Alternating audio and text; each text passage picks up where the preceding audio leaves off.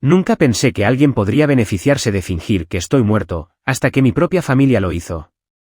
Y lo peor es que lo descubrieron por accidente, en el momento más extraño posible. Antes de que piensen que esto suena a telenovela o a teoría conspirativa, déjenme aclarar algo, yo tampoco lo podía creer cuando pasó. Literalmente pensé que era una broma de mal gusto. Pero no, mi familia fingió mi muerte. Y no fue un error ni un malentendido, fue algo totalmente intencional. Pero bueno, para que entiendan por qué alguien haría algo así, tengo que contarles desde el principio. Me llamo Julián, tengo 29 años y nací en una ciudad mediana donde todo el mundo se conoce, y las familias son tan cerradas como los círculos de chismes. Mi familia siempre ha sido de esas donde la imagen lo es todo. Mi papá es dueño de una empresa de transporte, muy respetado en la comunidad, de esos que va a misa todos los domingos y se sienta en primera fila con la cara de yo no rompo un plato, aunque por dentro esté hirviendo de odio. Mi mamá siempre ha sido su sombra. Una mujer muy callada, muy obediente, que aprendió a no meterse en problemas para sobrevivir. Tengo 2 hermanos mayores, Daniel y Sebastián. Ellos sí siguieron el guión familiar a la perfección. Daniel trabaja con mi papá en la empresa, y Sebastián es médico. Los 2 están casados, con hijos, con casas bonitas, y publican en Facebook cada Navidad fotos con gorros ridículos y frases como la familia es lo más importante. Spoiler, no lo es. No en mi caso. Desde pequeño me sentí diferente. No me gustaba el fútbol, ni me interesaba pelear por quién tenía el mejor juguete. Me gustaba leer, escribir cuentos, mirar las estrellas. A los 12 años, una vez escribí un poema y se lo mostré a mi mamá, y su reacción fue mirarme con cara de preocupación y decirme, «¿No digas esto en el colegio, sí?» Como si escribir un poema fuera algo que tuviera que ocultar. A los 14 ya me había dado cuenta de que no me atraían las chicas como les pasaba a mis amigos. Pero lo mantuve en silencio. Porque sabía lo que decían mis tíos, mis primos, y hasta mi propio papá. Los maricones son un invento moderno, eso es una enfermedad, los hombres de verdad no lloran, etc. Clásico repertorio de comentarios retrógrados. Así que, obviamente, crecí con miedo. No al rechazo, sino al desprecio. Porque lo veía todo el tiempo. Cuando terminé el colegio, quise estudiar literatura. Pero no me dejaron. Mi papá me dijo que si no estudiaba algo serio no iba a pagarme nada. Así que, para tener paz, escogí filosofía. No fue la opción más reprobada por él, pero al menos era algo universitario y me permitió mudarme a otra ciudad, lejos. Fue la primera vez que sentí que podía respirar. La universidad fue como una segunda vida. Allá, nadie me conocía como el hijo del señor Guzmán. Podía ser solo Julián. Hice amigos maravillosos, salí del closet con ellos, y por primera vez, fui honesto con alguien sobre quién era. Me sentía libre. Me sentía vivo. Y ahí fue donde conocí a Diego. Diego estudiaba sociología. Nos conocimos en una clase compartida, y desde el primer día, hubo una conexión extraña. Al principio solo hablábamos de libros, de política, de tonterías. Pero con el tiempo, bueno, ustedes ya saben. Nos enamoramos. Fue algo tranquilo, bonito, sin dramas. Él sabía que yo no había salido del closet con mi familia, y siempre fue paciente. Nunca me presionó, pero me decía, con toda la calma del mundo. Tarde o temprano, tendrás que decidir si vas a seguir escondiéndote, o si vas a vivir tu vida de verdad. Y yo lo sabía. Pero no estaba listo. Con los años, la distancia con mi familia fue creciendo. Llamadas esporádicas, visitas rápidas, muchas excusas. A veces fingía que estaba de viaje, otras veces decía que tenía trabajo. Y cada vez que iba, sentía que tenía que volver a ser esa versión editada de mí, sin gestos, sin palabras suaves, sin mencionar a Diego. Mi mamá me preguntaba: ¿y tienes novia? Yo decía que no, mi papá apenas hablaba conmigo. Mis hermanos me trataban como si yo fuera una nota al pie de la historia familiar. A pesar de todo eso, yo aún mantenía algo de esperanza. Pensaba que algún día, en alguna Navidad, podría decirles la verdad. Que se sorprenderían, que se enojarían, sí, pero que después lo aceptarían. Iluso de mí. La última vez que los vi fue hace casi 2 años. Fue el cumpleaños de mi abuela. Diego quería acompañarme, y yo, no lo dejé. Le dije que era mejor ir solo, que no era el momento. Me arrepiento tanto de eso ahora.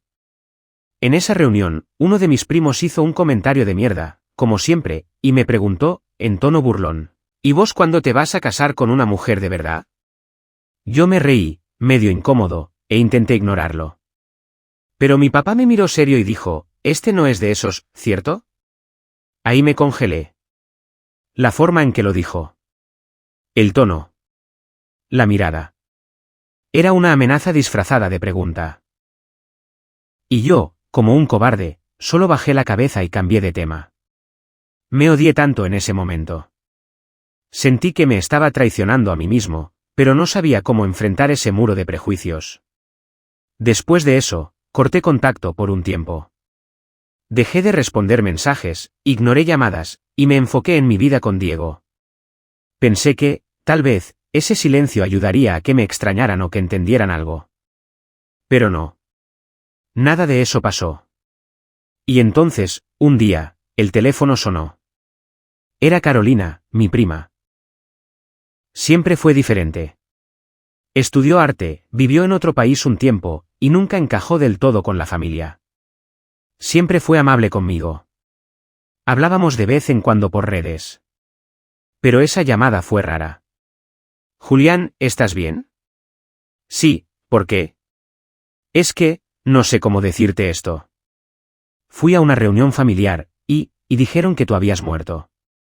Silencio. Yo me reí nerviosamente. ¿Qué? ¿Cómo que morí? Eso dijeron. Que tuviste un accidente hace unos meses. Que no querían hablar del tema porque era muy doloroso. ¿Quién dijo eso? Tu papá. Y lo repitieron tus hermanos. No podía creer lo que estaba escuchando. Mi mente empezó a correr. ¿Un error? ¿Una confusión? ¿Una historia mal contada? Pero no. Carolina me explicó que hasta habían dado una versión del accidente. Supuestamente, había sido en un viaje, y como ya no tenías contacto con la familia, el funeral fue privado y discreto. O sea. ¿Qué? Sentí un nudo en el estómago. ¿Por qué harían algo así? ¿Por qué inventar mi muerte? Y ahí, Carolina soltó la bomba, yo creo, que lo hicieron para evitar hablar de ti. Para borrar el hecho de que no eres como ellos. ¿Inventaron mi muerte porque soy gay? No me lo dijeron así, pero, tú sabes cómo son. Esa noche no pude dormir. Me imaginé a mi papá contando esa historia con toda la tranquilidad del mundo. A mis hermanos asintiendo. A mi mamá en silencio. Me imaginé a todos ellos decidiendo que era mejor que yo estuviera muerto, que aceptarme tal y como soy. Y fue ahí donde algo dentro de mí cambió. Me pasé la vida entera huyendo de la confrontación. Ocultando quién era, sacrificando momentos, mintiéndole a la persona que amo, solo para protegerlos a ellos. ¿Y cómo me lo pagaron? Borrándome. Matándome simbólicamente. Fingiendo que nunca existí. Ahí fue cuando decidí que ya era suficiente. Que no iba a seguir escondido. Que iba a enfrentar la verdad, aunque doliera. Pero lo que no sabía era que, al hacerlo, iba a descubrir secretos mucho más oscuros de los que jamás imaginé. Después de esa llamada con Carolina, mi cabeza era un torbellino. ¿Mi familia había fingido mi muerte, y así de fácil? ¿De verdad prefirieron inventar que moría tener que lidiar con quién soy? Al día siguiente me desperté con los ojos hinchados de no dormir y con una rabia que no sentía desde hacía años. Diego me preparó café en silencio, como si supiera que cualquier palabra podía hacerme explotar. ¿Quieres hablar? Me preguntó con voz suave. Todavía no, le dije, agarrando la taza como si fuera un escudo. Estuve todo el día revisando mensajes viejos, llamadas perdidas, correos, buscando señales. Y sí, hacía meses que no hablaba con ninguno de ellos. Pero eso no justifica nada. Uno no simplemente muere y ya. A menos que, claro, eso sea conveniente. Y ahí me di cuenta. Esto no fue solo una mentira. Fue un borrón. Un intento deliberado de eliminarme de la narrativa familiar. Y yo no iba a dejarlo así. Primero, llamé a mi mamá. Me temblaban los dedos. Sabía que probablemente no iba a contestar, pero lo intenté igual. Nada. 5 intentos. Nada. Le dejé un mensaje: mamá, necesito que me llames. Es urgente. Sé lo que dijeron. Estoy vivo. Y quiero respuestas. Diego me miraba desde la puerta del estudio. Yo lo miré de vuelta, frustrado, y le dije lo que ya venía masticando desde la noche anterior: voy a ir. Necesito verlos. ¿Estás seguro? No. Pero tengo que hacerlo. Preparé una mochila con lo básico, compré un pasaje para esa misma tarde, y salí. Diego me acompañó hasta la terminal. Nos abrazamos en silencio, pero antes de subirme al bus me dijo algo que me taladró la cabeza: no dejes que vuelvan a hacerte sentir como si no valieras nada. Tú sabes quién eres. Llegar a mi ciudad natal fue como entrar en un recuerdo que ya no quiero tener. Todo seguía igual: las calles, los vecinos, los grafitis en la pared de la vieja tienda. Pero yo ya no era el mismo. Me bajé del bus, tomé un taxi y fui directo a casa de mis padres. En el camino, sentí que me faltaba el aire. ¿Qué les iba a decir? ¿Qué cara iban a poner al verme? ¿Me iban a abrazar, a gritar, a negar todo? Spoiler, nada de eso pasó. Toqué la puerta. Esperé. Toqué otra vez. Hasta que se abrió. Era mi mamá. La cara que puso al verme fue extraña. No fue sorpresa. No fue alegría. Fue pánico. Un miedo contenido, como si acabara de ver un fantasma. Literalmente. Julián. Hola, mamá. Silencio. Un silencio brutal. ¿Puedo pasar? Ella miró hacia adentro, como dudando. Y luego abrió la puerta del todo. Yo entré. Todo seguía igual. El mismo sofá viejo. La misma mesa con mantel de encaje. El cuadro de la última cena en la pared. ¿Dónde está papá? En la empresa. Dijo, como si le costara pronunciar las palabras. Me senté. Ella no. Se quedó de pie, como si no supiera qué hacer conmigo. ¿Por qué están diciendo que estoy muerto? Solté, directo. Ella bajó la mirada. Mamá. Contéstame. ¿Por qué? Fue una confusión, una confusión. Me estás jodiendo. Dijeron que morí en un accidente. Eso no es un malentendido. Eso es una historia armada. Ella se llevó una mano al pecho y dijo: no fue idea mía. Yo no quería. ¿Entonces de quién fue? De papá. ¿De mis hermanos? Tu padre dijo que era lo mejor. Que así no se hacían preguntas. ¿Preguntas de qué? De ti. De tu estilo de vida. Sentí como si me hubieran dado una patada en el estómago. ¿Prefirieron matarme antes que aceptar que soy gay? Ella se estremeció al escuchar la palabra. Gay. Como si fuera un insulto, como si le doliera físicamente. Y eso me partió. Después de todo, era mi mamá. Parte de mí esperaba que, al menos, ella fuera diferente. No queríamos que sufrieras, murmuró. ¿Qué? ¿Qué clase de lógica enferma es esa? Julián, tú sabes cómo es tu padre. Él no podía soportar la vergüenza. Ahí exploté. ¿Vergüenza de qué, mamá? ¿De que su hijo no sea un maldito clon de él? ¿De que ame a alguien de verdad y no viva una farsa? Eso les dio vergüenza. ¿Y sabes qué es peor? Ni siquiera tuviste el valor de defenderme. Ella rompió en llanto. Pero yo no me moví. No podía consolarla. No esta vez. ¿Te das cuenta de lo enfermo que es fingir que tu hijo está muerto? Ella no respondió. Solo se sentó, temblando, secándose las lágrimas. Me paré. Voy a ir a la empresa. Quiero hablar con él. No creo que sea buena idea, no me importa. Y salí de la casa con el corazón hirviendo. La oficina de mi padre estaba en un edificio céntrico. Lo conocía bien. Yo había trabajado ahí un par de veranos cuando era adolescente. En ese entonces, él quería que me acostumbrara al mundo real. Uf. Lo único real ahí era el ego de todos esos hombres de traje. Entré sin avisar. La recepcionista me miró como si hubiera visto a alguien regresar del más allá. Y, bueno, en cierto modo, era literal. ¿El señor Guzmán está? Él está en una reunión, dile que Julián está aquí. Ella dudó. Marcó el interno. Murmuró algo. Y después de unos segundos, colgó. ¿Puedes pasar? Abrí la puerta de su oficina con fuerza.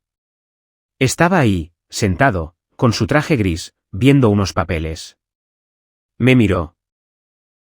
No se levantó. No mostró sorpresa. Solo dijo, así que decidiste volver de entre los muertos. Así que decidiste volver de entre los muertos, repitió mi papá, sin siquiera parpadear. Me quedé de pie frente a su escritorio, sintiendo que mi corazón latía como tambor en los oídos. Él simplemente se acomodó las gafas, como si esto fuera una molestia más del día. ¿No tenés nada más que decir? Le solté. ¿Qué quieres que diga? Hola, hijo, qué alegría verte. ¿Después de lo que hiciste? ¿Después de lo que yo hice? En serio. Ustedes fingieron que estaba muerto y el problema soy yo. Baja la voz, me dijo en tono frío. No estás en tu casa. Tampoco estaba en casa cuando me borraron de sus vidas, le dije. Me temblaban las manos de la rabia. Él se levantó. Se apoyó en el escritorio con los puños, mirándome con esos ojos duros que siempre usaba cuando quería intimidar. Pero yo ya no era ese adolescente que se encogía cada vez que papá alzaba la voz. Tu estilo de vida, tus decisiones, nos afectaban a todos, dijo entre dientes. A tu madre, a tus hermanos, a la empresa. Vos elegiste irte. Nosotros solo, seguimos adelante. No me fui, papá. Me echaron. Me empujaron hasta que ya no pude más. Y ahora me vas a decir que inventar mi muerte fue una decisión de negocios. Se hizo un silencio espeso. Me miró fijamente. Su mandíbula estaba tensa, los nudillos blancos de apretar el escritorio. La gente hace cosas difíciles por el bien de la familia. ¿Difíciles? ¿Mentir? ¿Borrar? ¿Humillar? Él bufó y se giró hacia la ventana. Hablaba como si estuviera exponiendo una estrategia empresarial, no como si estuviera enfrentando a su propio hijo. La gente importante no iba a entender. Tus hermanos tampoco. Ya bastante con que el menor te idolatrara. No podíamos permitir que siguiera tu ejemplo. ¿Mi ejemplo? ¿Ser honesto?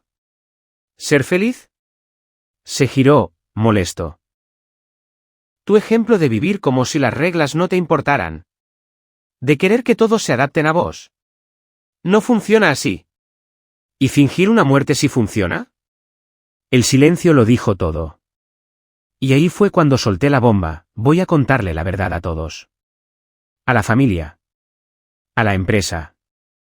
A la prensa, si hace falta. Él se puso blanco. Lo vi perder por un segundo ese control que tanto defendía. No te conviene hacer eso. ¿Por qué no?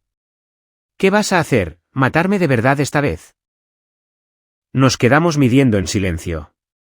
Y entonces, dijo algo que me dejó helado, no sabes toda la historia. ¿Qué? Hay cosas que no sabes. Cosas que, podrían perjudicarte más a vos que a nosotros si salen a la luz. Me crucé de brazos. ¿Cómo qué? Él dudó. Por primera vez, lo vi vacilar.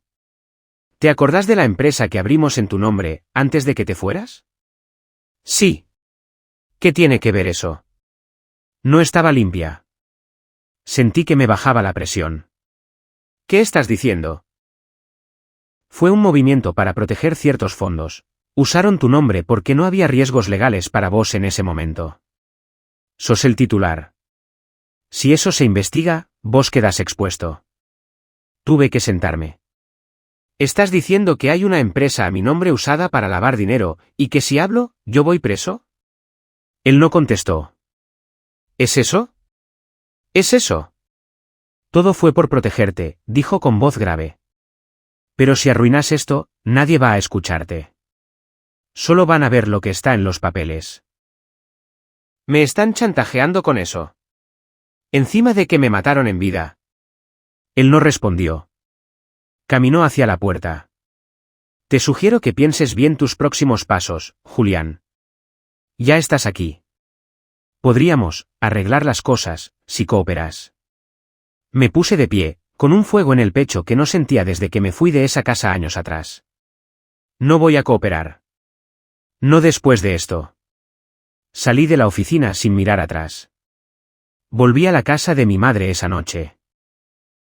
Ella estaba sola, temblando, como si llevara años arrastrando culpas. Tu padre te vio, ¿verdad? Asentí. ¿Te dijo lo de la empresa? Me quedé helado. ¿Vos también sabías? Ella asintió, con lágrimas en los ojos. Fue idea de tu tío. Dijeron que era un movimiento temporal, que nunca iba a tener consecuencias. Claro. Hasta que decido existir de nuevo. Ella se acercó, me tomó la mano. Yo quería soltarla, pero no pude. Perdón, susurró. Te fallé como madre. Lo sé.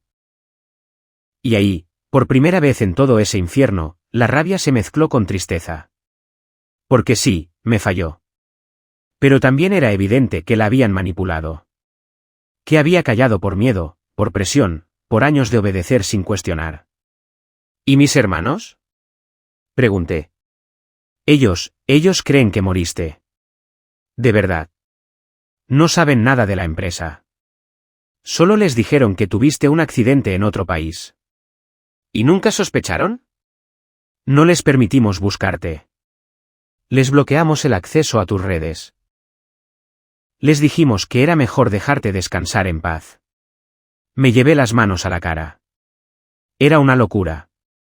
Toda mi existencia había sido encapsulada en un mejor no hablar de eso.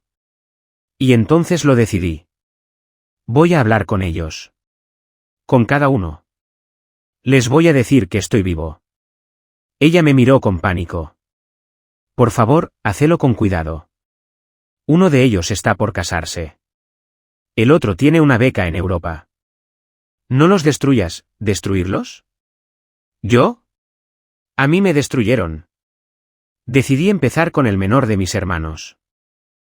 Tomás. Él y yo éramos muy cercanos antes de todo esto. De chicos éramos inseparables, y fue el que más me dolió dejar atrás. La última vez que hablamos, me dijo que yo era su héroe. Lo contacté por una cuenta nueva de Instagram que abrí solo para eso. Le mandé un mensaje sencillo: Tommy, soy yo. No estoy muerto. Necesito hablar con vos. Es real. Por favor, no lo ignores. Me dejó en visto por 2 horas. Pensé que me iba a bloquear, o que iba a denunciar la cuenta por suplantación. Pero después, respondió. ¿Julián? Esto es una joda, ¿no? No. Te lo juro. Estoy vivo. Si esto es una broma, no tiene gracia. Lo sé. No es broma. Nos tenemos que ver. Te explico todo. Me citó en una cafetería del centro al día siguiente. Llegué media hora antes. Estaba tan nervioso que no podía ni tomar agua. Cuando entró, lo reconocí al instante. Estaba más alto, más maduro, pero seguía siendo él. Se quedó helado cuando me vio. Literalmente, se quedó parado en la puerta, como si estuviera viendo un fantasma. Lo entiendo. Julián, susurró. Soy yo. Se me acercó despacio. Me miró de cerca, como si estuviera buscando una señal de que era real. Y después, sin aviso, me abrazó. Con fuerza. Con bronca. Con alivio. ¿Estás vivo, hermano? ¿Estás vivo, hijo de puta? No lo puedo creer. Yo también lo abracé. Y ahí, en medio de la cafetería, lloramos como dos nenes. Le conté todo. Desde la pelea con papá hasta la verdad sobre la empresa, pasando por la falsa muerte. Tomás estaba en shock. Pero, ¿por qué harían algo así? Pensé que habías muerto en un accidente en Bolivia. Nos mostraron hasta una urna. Nunca hubo cuerpo, Tommy. Nunca estuve en Bolivia. Nos dijeron que te habías ido, que no querías volver. Después que habías muerto en un viaje espiritual. Mamá lloró semanas. Yo me quería morir. ¿Y nunca sospechaste? No me dejaron ver nada. No había redes, no había fotos, no había ni noticias. Solo silencio. Después me mandaron a estudiar afuera. Te aislaron. Igual que a mí. Tomás estaba furioso. Nunca lo había visto así. Golpeó la mesa con la palma abierta. Esto es una locura. Nos manipularon a todos. Te mataron sin matarte. Lo sé. ¿Y ahora qué vas a hacer? Decírtelo a vos era el primer paso. Me queda uno más. ¿Quién? Federico. Nuestro hermano del medio. El favorito de papá. El que estaba por casarse, en apenas una semana. Con Federico la cosa fue más complicada. Siempre tuvo una relación más fría conmigo, más formal. Nunca entendí por qué, pero era el típico hijo que papá moldeó a su imagen, perfecto, callado, obediente. Intenté contactarlo igual, con otro mensaje directo. Me clavó el visto y no respondió. 2 días después, fui directamente a su casa. No me iba a quedar esperando. Cuando abrió la puerta, casi se cae de espaldas. ¿Qué carajo? Hola, Fede. Me cerró la puerta en la cara. Literalmente. Volví a tocar. No te vayas. Necesito hablar con vos. Ándate. Esto es enfermizo. Estás muerto. No estoy muerto, Fede. Nunca lo estuve. Papá mintió. Mamá también. La puerta se abrió otra vez. Su cara estaba roja, pero ahora de ira. No tenés idea del caos que podés causar apareciendo así. ¿Caos? ¿Querés hablar de caos? ¿Vos sabías lo de la empresa? Su expresión cambió. En un segundo. No hables de eso en voz alta. Entonces sí sabías. No es tan simple como crees. Claro que lo es. Usaron mi nombre para cubrir un fraude. Me enterraron vivo para que nadie preguntara. No podíamos permitir que la familia se viniera abajo. Papá hizo lo que tenía que hacer. ¿Y vos? Vos también. ¿Te pareció bien? Yo no tenía opción. Nos miramos en silencio. Él respiraba agitado. Yo también. ¿Y tu boda? ¿Tu futura esposa sabe que tu hermano está vivo y fue usado como chivo expiatorio? No metas a Clara en esto. Lo voy a hacer. Porque me voy a presentar en esa boda. Y si no me dejan hablar, lo voy a hacer desde el altar. No te atrevas. Ah, no. ¿Qué me van a hacer? ¿Mátame de nuevo? Federico se me fue encima, me empujó contra la pared. No lo arruines todo, Julián. Ya está arruinado, Fede. Yo no lo arruiné. Ustedes lo enterraron. Se quedó ahí, respirando como un toro furioso. Te vas a arrepentir, me dijo. Tal vez. Pero por fin voy a ser libre. Me fui de ahí sin esperar que me respondiera. Estaba temblando, pero no de miedo. De determinación. La verdad iba a salir. Y sería en la boda. Delante de todos. Llegó el día de la boda. Era una finca elegante, de esas donde los mozos llevan guantes blancos y hay rosas blancas hasta en el baño. Toda la alta sociedad estaba ahí, empresarios, políticos, periodistas, y claro, la familia. Nadie me esperaba. Me colé con ayuda de Tomás. Él sabía que iba a pasar algo grande, y aunque estaba nervioso, me apoyó. Me consiguió una tarjeta de invitado olvidada de un primo lejano que no asistiría. Entré justo antes de que comenzara la ceremonia. La gente ya estaba sentada. Clara, la novia, estaba radiante. Federico, mi hermano, de pie en el altar, fingía serenidad, pero yo lo veía, estaba tenso. Sabía que podía pasar. Esperé. Paciente. Quería que todo fuera frente a todos, sin filtros. El oficiante empezó con su discurso. Y cuando dijo la clásica frase, si alguien tiene una razón para que esta unión no se lleve a cabo. Me levanté. El murmullo fue instantáneo. Una oleada de susurros y cámaras apuntándome.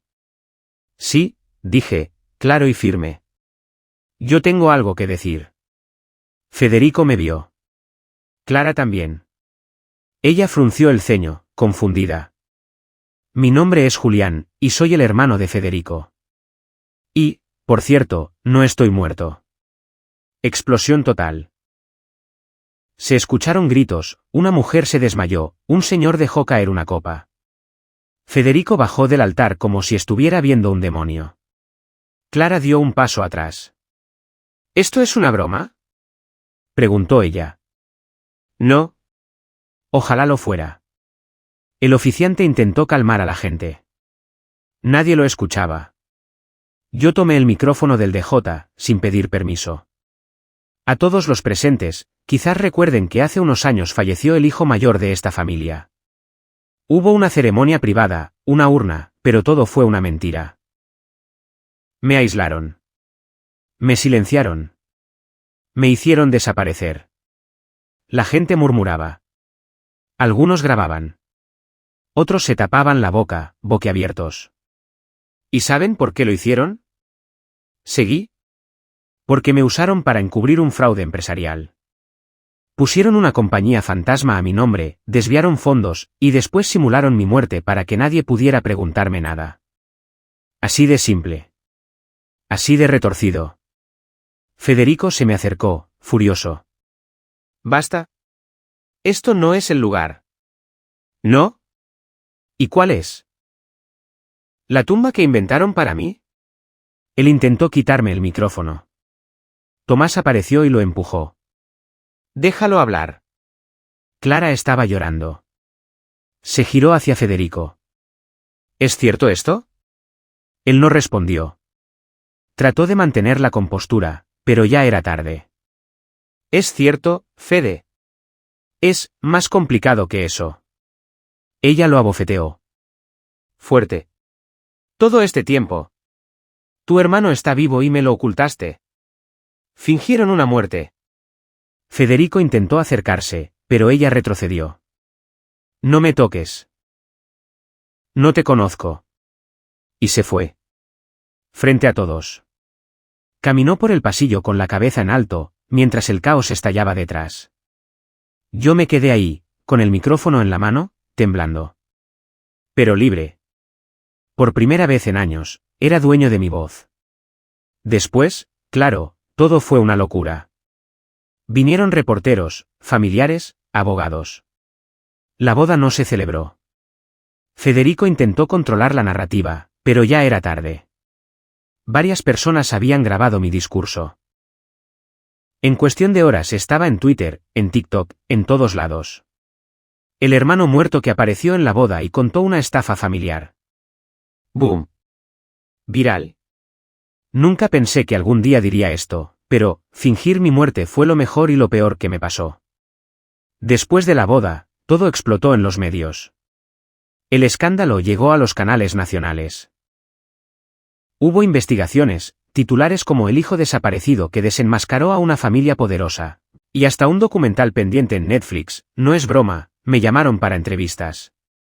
Mis padres se escondieron. Literalmente. Se fueron del país por motivos de salud. Federico intentó limpiar su imagen, pero nadie le creyó demasiado. Clara lo dejó de forma definitiva. Según me contó una amiga en común, ahora vive en otra ciudad y estudia psicología. Bien por ella. ¿Y yo? Empecé de cero.